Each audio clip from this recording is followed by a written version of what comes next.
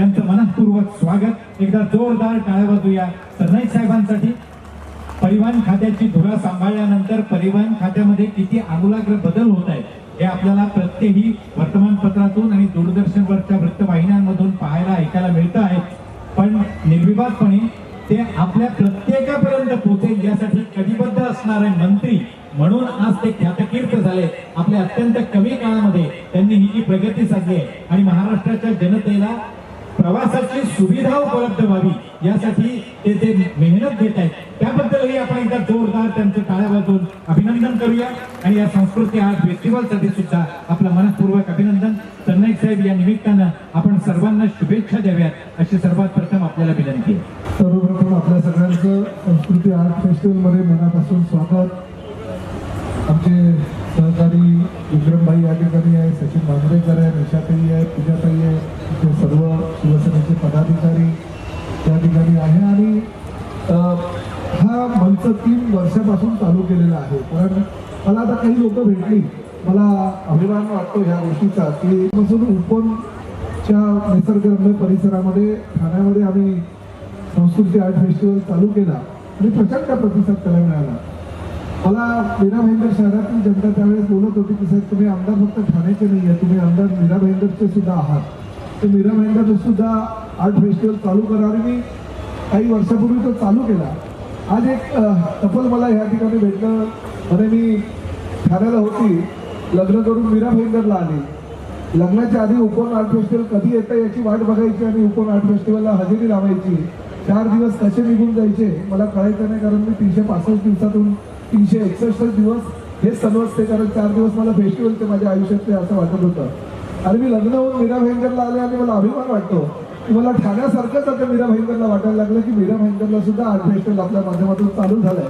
आणि या आर्ट फेस्टिवलच्या माध्यमातून कलाकारांना वाव देण्यासाठी आणि प्रामुख्यानं स्थानिक कलाकारांना वाव देण्यासाठी आपण ही ज्या पद्धतीनं फेस्टिवलची उभारणी केली आणि प्रचंड प्रतिसाद जनतेने तुम्हाला दिला. त्यामुळे अशी लोक भेटत असतात आणि लोकांनी भेटल्यानंतर जर आपल्या कामाचं कौतुक केलं तर मला असं वाटतं त्यापेक्षा दूसरा काही आयुष्यामध्ये नसतं. और बहुत सारे मेरा भाईंदर के हिंदी भाषी लोग हैं, मैं उनको भी यही कहना चाहता हूँ कि मैं पहले से ही यही सोचता हूँ कि मेरे हाथों से मीरा भाईंदर शहर को, जो मेरी संकल्पना है मीरा भाईंदर शहर सपनों का शहर बनाना चाहता हूँ. और पिछले 16 सालों से लोग मुझे बार बार हर 5 साल के बाद में विधायक के रूप में विधानसभा में भेज रहे हैं.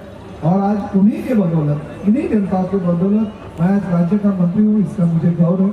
और मैं यही आप सभी को कहना चाहता हूँ कि इतना ही प्यार प्रताप सरनाईक के ऊपर और शिवसेना के ऊपर आप करते हो, इसी माध्यम से मैं ये कार्यक्रम करने के लिए उपकृत होता हूँ. मुझे अच्छा लगता है ये कार्यक्रम करने में. मैं भी यही सोचता हूँ कि जिंदगी के 4 दिन कैसे गुजर जाते हैं पता भी नहीं चलता. अभी मीरा भाईंदर का आर्ट फेस्टिवल है 12 तारीख तक, उसके बाद में 9, 10, 11, 12 जनवरी ठाणे का है. 9, 10, 11, 12 ही है ना बराबर.